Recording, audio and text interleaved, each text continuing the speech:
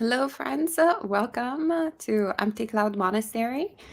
This morning, Ayya won't be able to share the Dhamma, so we will be discussing together this sutta, the Bhikkhu Sutta, that is Samyutta Nikaya 7.20, and I will be putting in the comments a link to Sutta Central, and it's Bhante Sujato's translation. So I will be reading from the sutta. But before we begin, we can start by paying homage to our original teacher, Shakyamuni Buddha, the reason why we're gathered here today.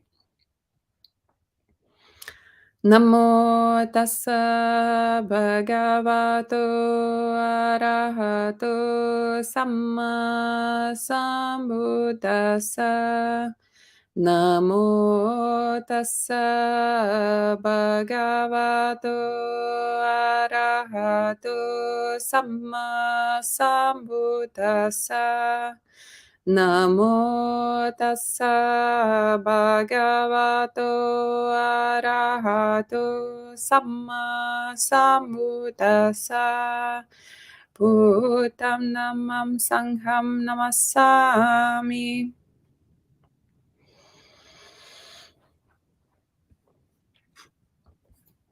So the sutta begins, Atsavati. Then a begging Brahmin went up to the Buddha and exchanged greetings with him. When the greetings and polite conversation were over, he sat down to one side and said to the Buddha, Master Gotama, both you and I are beggars. What then is the difference between us? So it's very important here to actually look at the Pali, where we see that the Brahmin that is communicating with the Buddha is actually using the word bhikkhu to refer to both himself and the Buddha. So the action, that he's saying that both and I are begging, both and I go on alms, both you and I subsist on going on alms round. So what is the difference essentially between us? And the Buddha replies, you don't become a beggar just by begging from others. One who has undertaken domestic duties has not yet become a mendicant. But one living a spiritual life who has banished both merit and evil and wanders having assessed the world is said to be a mendicant. When he had spoken, the begging Brahmin said to the Buddha, Excellent, Master Gotama, excellent. From this day forth, may Master Gotama remember me as a lay follower who has gone for refuge for life.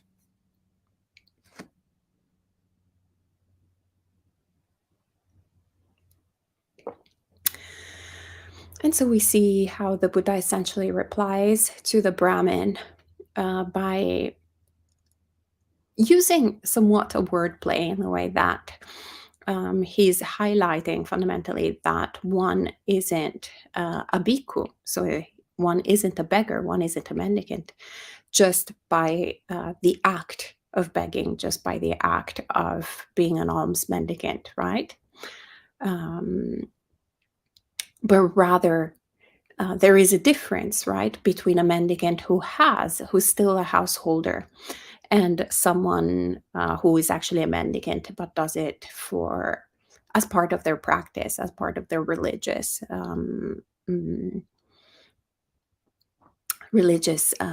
quest, fundamentally.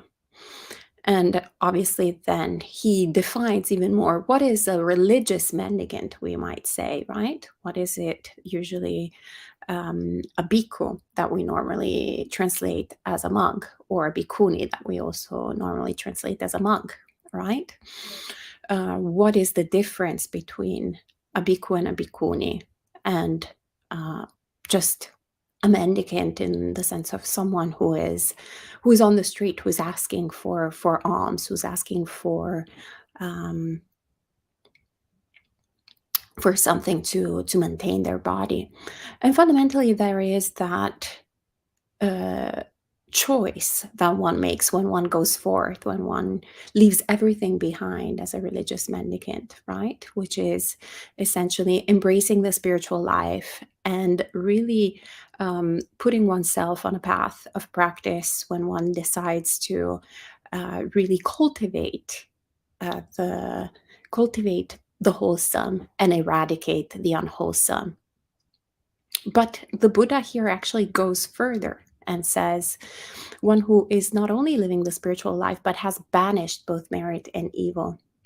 So has gone beyond, so has basically concluded the path. So not only one doesn't uh, stop to essentially make bad karma and makes good karma instead, but actually goes further and stops making karma altogether. So it's the karma that actually ends all karma, right? And this is what we do when we put ourselves on the path, essentially as monastics and householders. At the very beginning, we are cultivating fundamentally a lot of merit. We're cultivating a lot of punya. We're cultivating a lot of good karma, and we're abstaining from evil. But then there comes the time where basically we are essentially putting an end to all of this, right? And so this is the quintessential embodiment, one can say, of the spiritual life, of the form of a bhikkhu or a bhikkhuni. So someone who is living the spiritual life and has banished both merit and evil, and wanders around, as the Buddha says here, having assessed the world. So having understood essentially the nature of all things, that one is said to be a mendicant. And so what comes to mind is also how we, usually translate these words and these words today, bhikkhu and bhikkhuni. Usually, as we were saying earlier, they are translated as monk. Sometimes actually there's even a difference between bhikkhu and bhikkhuni, even though they have the same root. Sometimes in different communities, they use the word monk and nun, right? But very rarely, actually, Bhante Sujato has introduced this into his translations, but very rarely we find translations where actually bhikkhu and bhikkhuni are translated as mendicants, are translated as like in the actual sort of root of the word, which defines fundamentally the form that the Buddha has created.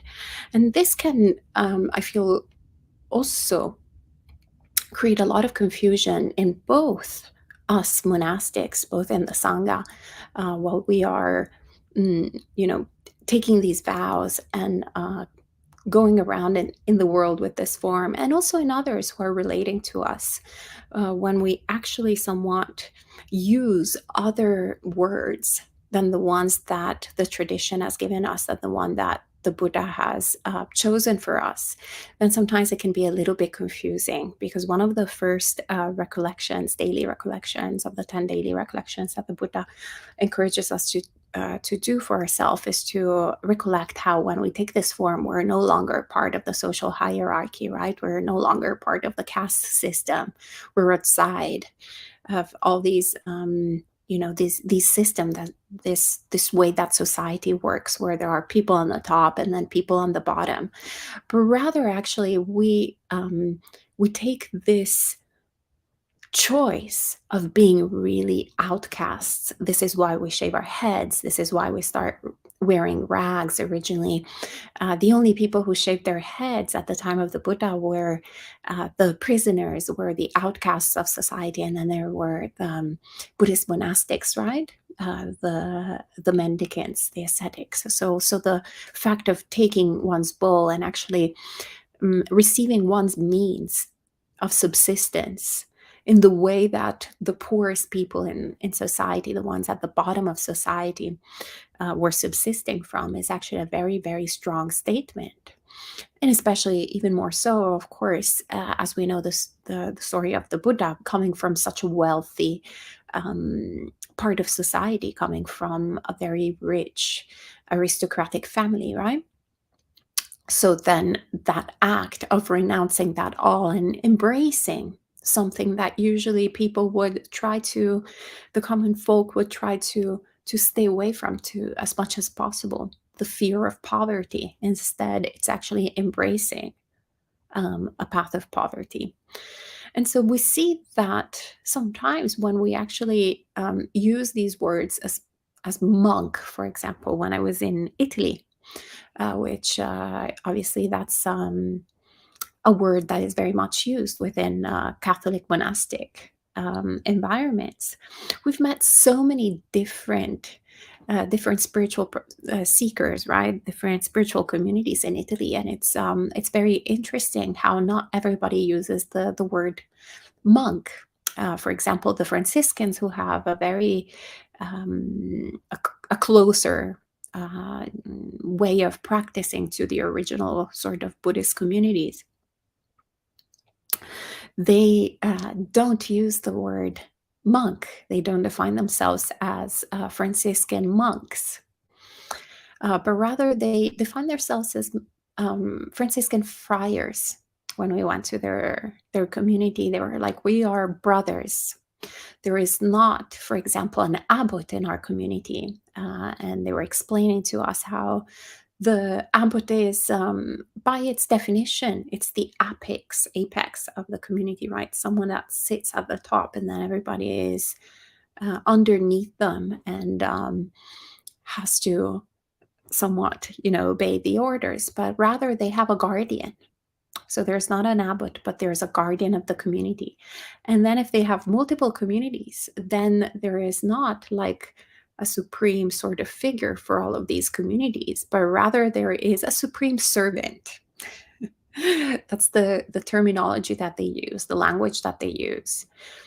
And similarly to us Buddhist monastics, they or us Buddhist beggars, us Buddhist mendicants, they are also a mendicant order.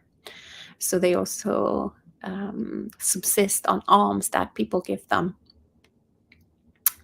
and they don't handle money. They live in a very very simple life, but they try to essentially always bring back this kind of language within their communities. And I find it, I was really much reflecting on that, on how sometimes in Buddhism we kind of forget the roots of where this is coming. So it's very important to actually have translations like the ones that Bhante Sujato is offering us, where we have these words mendicant, or like this sutta, where we see the difference between what it is that, why are we begging essentially, and how does that make us different or similar to a beggar. And so what is the point of all of that? And obviously the biggest point is a point of humbling ourselves.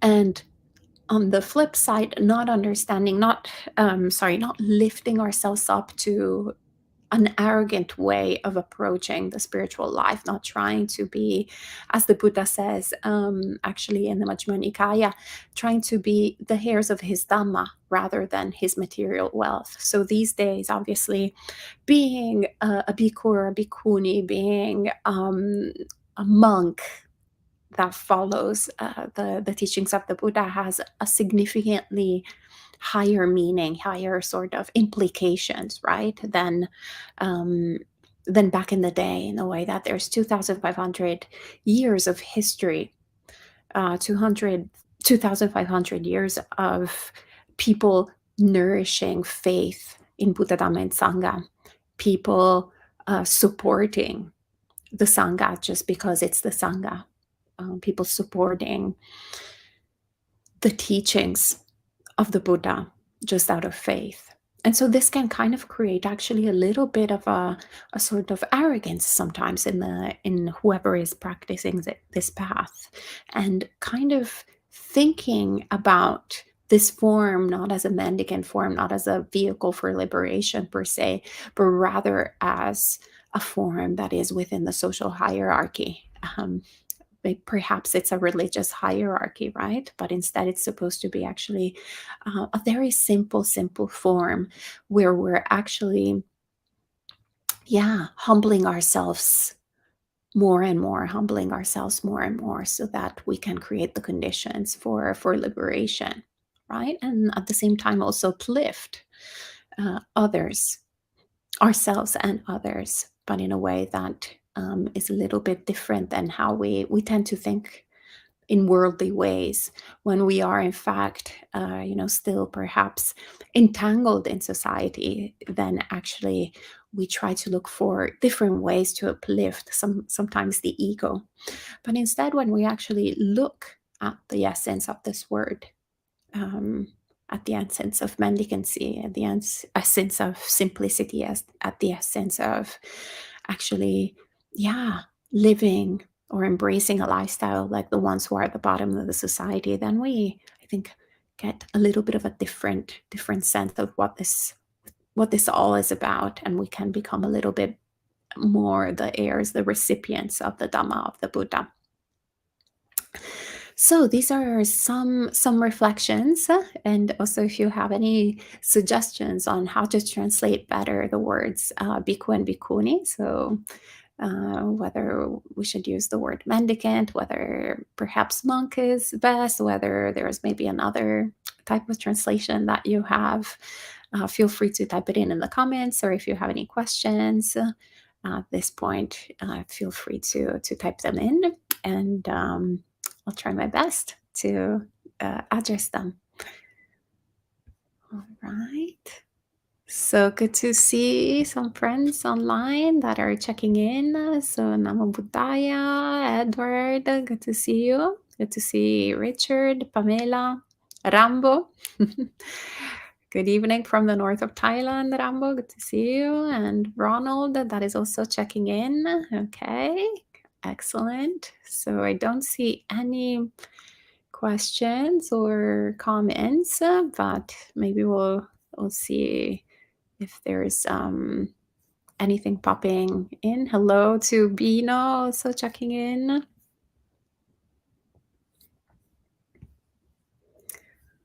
All right. Well, if nothing comes up, maybe then we can, that's enough for this morning. And we will be meeting again tomorrow morning with our bhikkhuni friend in Thailand, Ayya Soma. So she will be also sharing the Dhamma tomorrow morning at 8 a.m. Oh, there you go. We have a few comments that are popping in. Hello to Norma. Hello from South Florida. Good to see you, Norma. And I am Brahmamara, who is watching, it seems, from downstairs. So Ayya Brahmamara says, can you say more about how the word none is understood generally?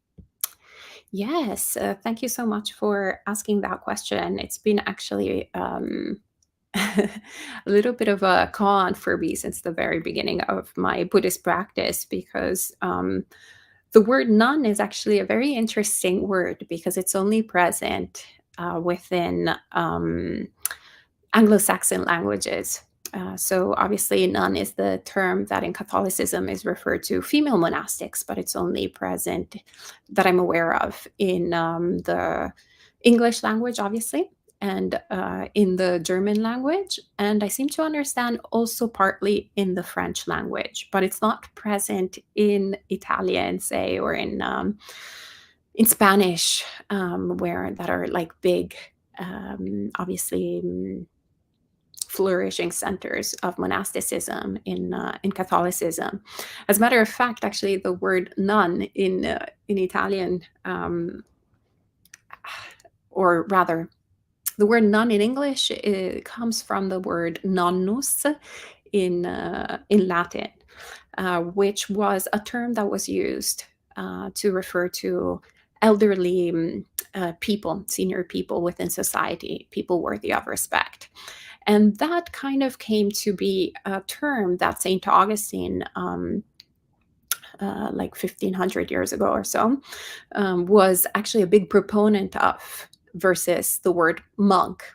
that, on the other hand, came from monos, which means solitary. And so he was a big proponent to actually use nonnos to refer to monastics. And that kind of kept going on within his communities and was preserved for some reason or another for female monastic communities in Anglo-Saxon countries, but in Italian actually, and has become the term to refer to our grandparents. So nonno and nonna is basically our equivalent of nun these days. And so that's very interesting because actually in Italian, we would have the same word monk to refer to both female monks and male monks, right? So monaco and monaca. And actually, there's another word, suora, which on the other hand has a meaning of more, that you can say, has more like the connotation of simple vows, right? So monaca would be, monk would be reserved for people who have more of a contemplative sort of path, and nun, as in suora, would be more for someone who actually has simple vows, but is still somewhat involved in a different type of practice within society. And so there is a big distinction, and usually suora would only be used for Catholic monastics as opposed to monaco and monaca can be used for Catholic monastics as well as any other monastic outside. So when it comes to using the words monk and nun within Buddhism, I feel like it can be a little bit problematic for a lot of different reasons. One of them is the fact that, as we see in the Pali, bhikkhu and bhikkhuni are actually, bhikkhu means male bhikkhuni, and bhikkhuni means female bhikkhu, right? So that's essentially the root of the word is the same. The form is the same. The only thing that changes is basically whether it's referred to a male body or a female body, right? A practitioner. But when it comes to monk and nun, there's a very strong difference of root within the word in English, which then can actually very often be used inappropriately. So to pretend, for example, that two forms are equivalent, but that these forms are actually not equivalent. So to give a sort of parvence of equality and a parvence of essentially a form that is given for the form that the Buddha created, given access to everyone. But in reality, actually, usually the word nun is used for forms that are actually not full ordination, that are not actually the form that the Buddha has given us. So if one goes even on Google, Google translates and puts nun from English to Thai, the answer will be Meichi. It won't be bhikkhuni, right? Instead, if one puts bhikkhuni or bhikkhu in Google Translate, the translation will be monk, right? So as a gender neutral.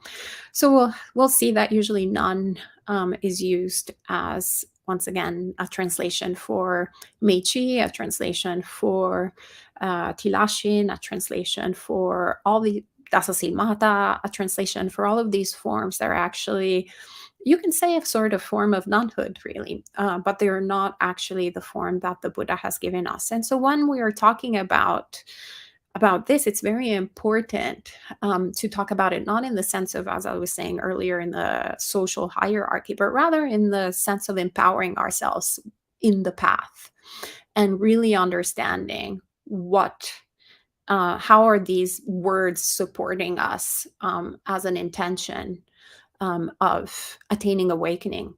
And so this is what I feel like is extremely important. So if I think I am even a monk or a nun, or whatever it is, like all of these forms, perhaps monk being too much of a kind of very specific Catholic monastic form. But even more so, I would say monk versus nun. Then, well, I am a nun. I don't want to be a monk, right? Or something different. If I'm, a monk, then I think, oh, not a nun. But rather understanding that actually it's the same thing that one is embodying. So if one chooses, for example, to use the word monk, then it can be male monk and female monk.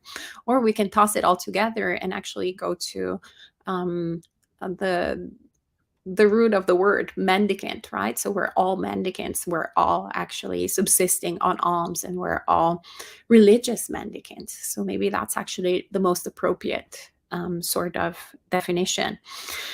But once we steer, I feel, too much away from the actual meaning of the word, the more problems come into being. And we should be aware also of the current sort of problems that we have in our sort of institutions, that now there are many Buddhist institutions.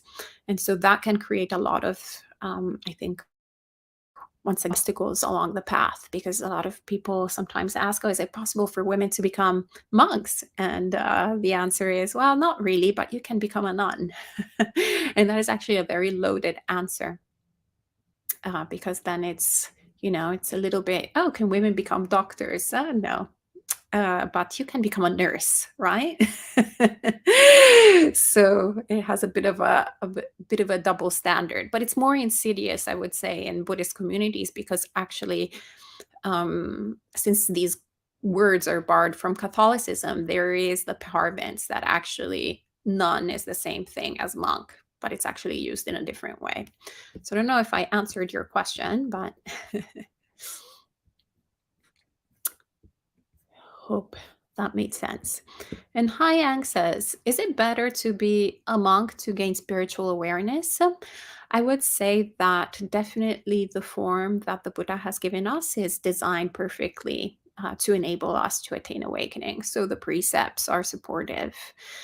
So the lifestyle is supportive. There's everything. Whenever the closer we get to how the Buddha has instructed us monastics to practice, the closer it is as a support to awakening. And then the further away we get from there, the more sort of shaky our base comes. This being said, obviously, if one doesn't have the conditions to take on the monastic path, the lay path obviously is, as designed by the Buddha, is designed in symbiosis with the monastic path. So it's also equally supportive. So it really boils down to, where are we in our life? And what do we find supportive? Are we ready to, do we have, the karmic conditions to practice as a monastic? Do we have the karmic conditions to practice as a layperson? And so what we want to steer away from is to, be a layperson and practice like a monastic, and even more so, be a monastic and practice like a layperson. No bueno, not good, right?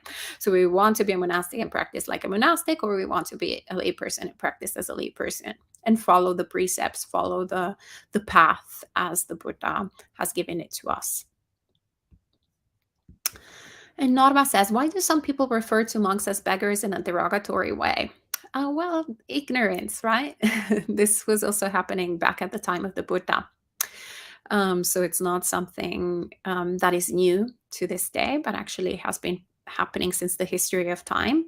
And actually, it's been very interesting to go to Italy and see how, people, for example, are extremely keen to help out the poor on the streets, right? Because actually also of this incredible history of monastic mendicant communities. So then usually the sort of aspect, the sort of approach that the average Italian layperson will have towards both monastics and beggars is a little bit more soft than perhaps in other places where there's not a history of spiritual mendicancy, right?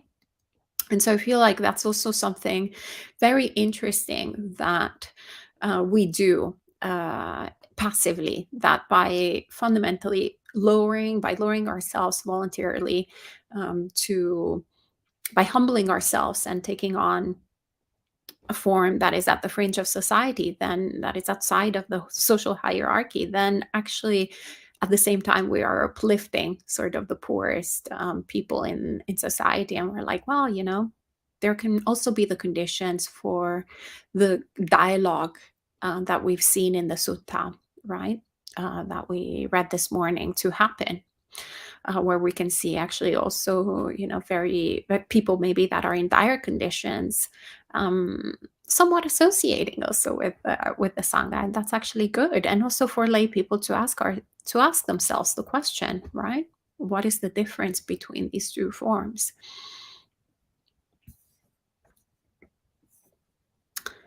And Let It Go, Let It Be says, can you tell us how is Ayya I think Ayya is okay. It's just that there are a lot of different things going on at Anenja Vihara, but she will be back next week.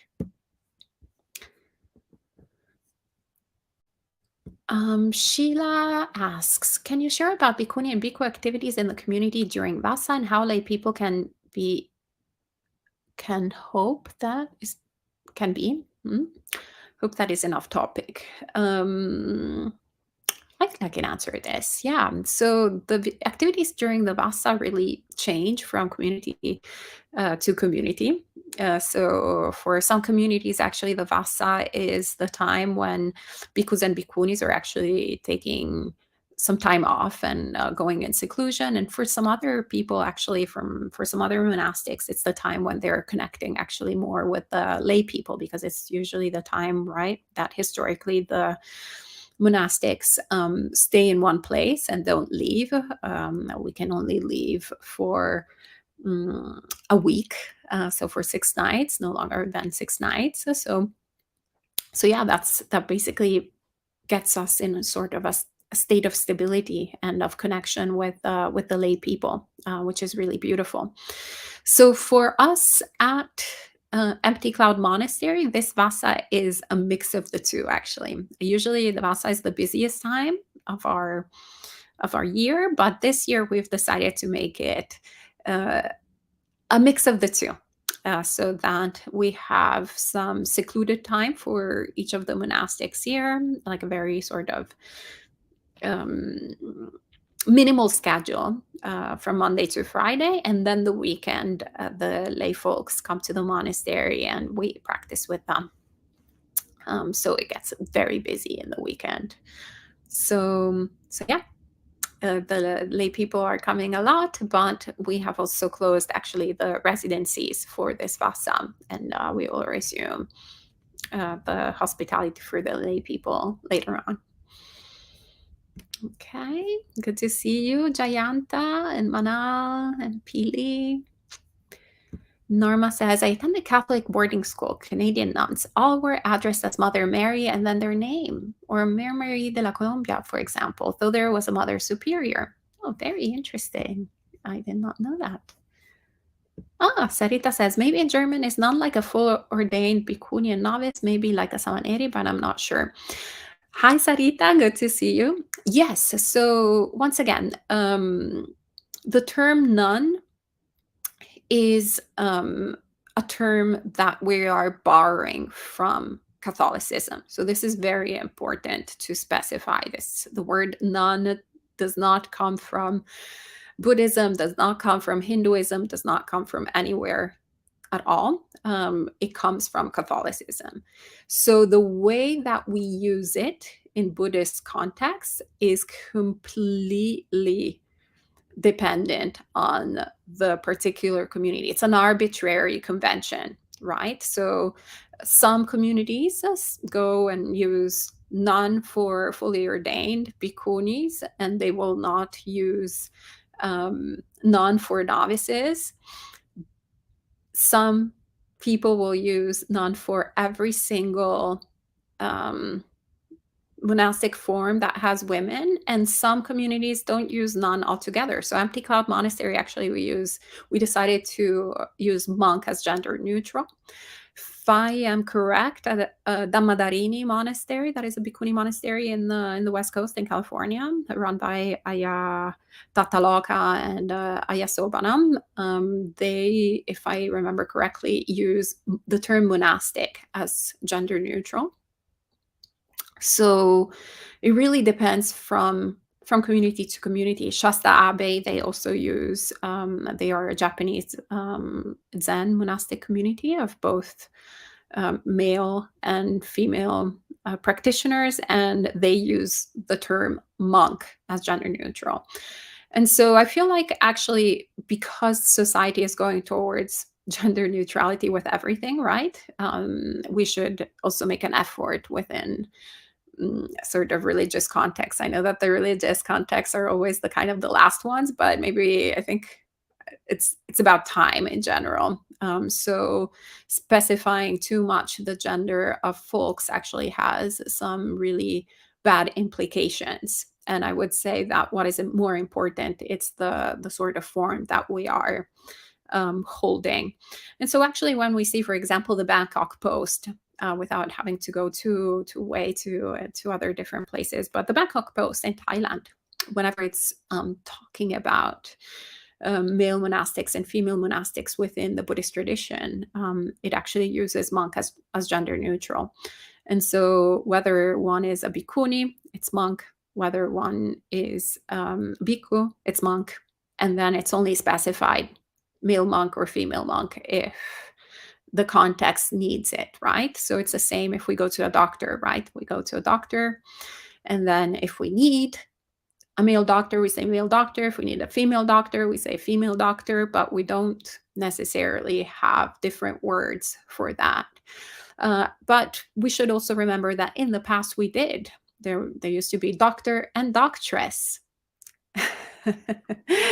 There used to be also no doctress at all, because actually that was not something that was accessible, was possible for women to enter in.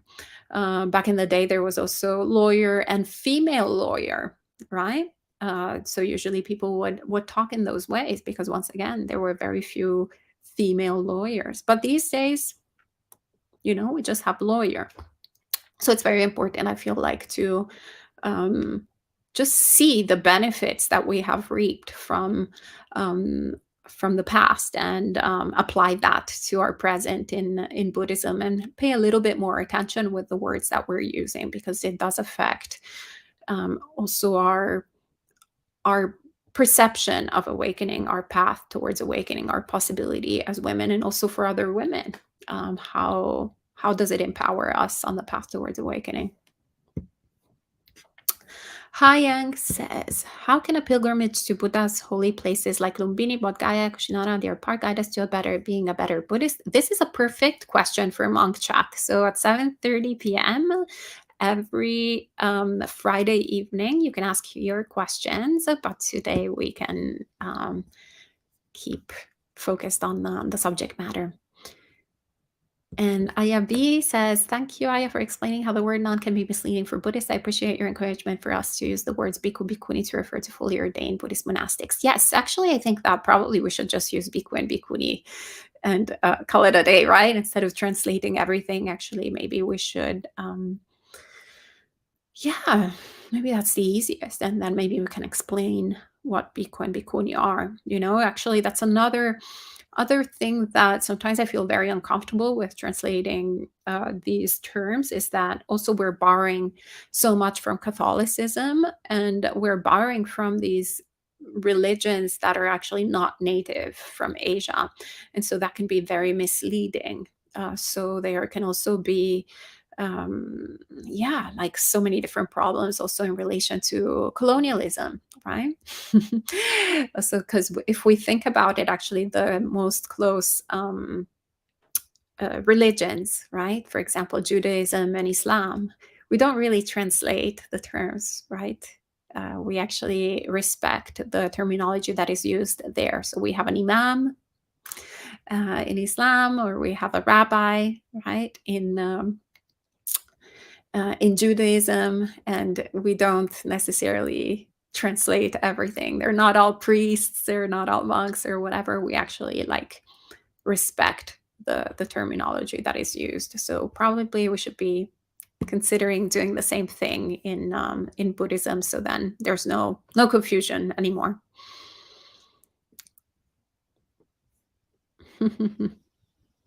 And Louise says, "Doctress, ha ha ha! I had no idea. I had no idea either. But actually, it was."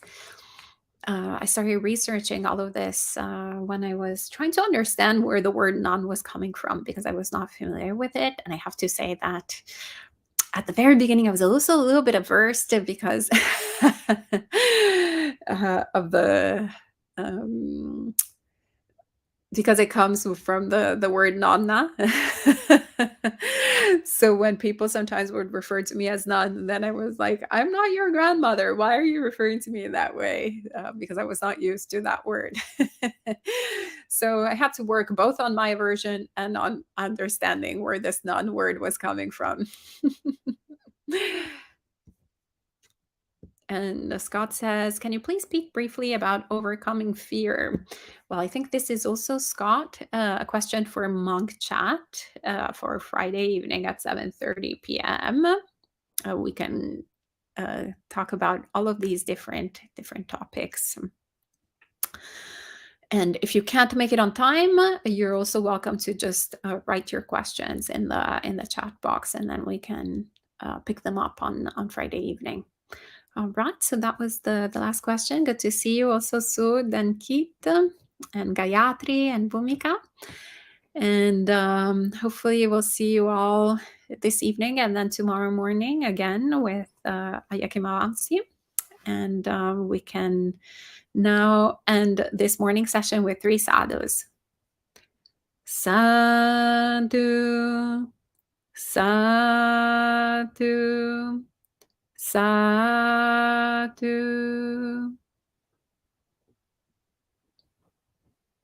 May you be well and happy, and may all good things come to you.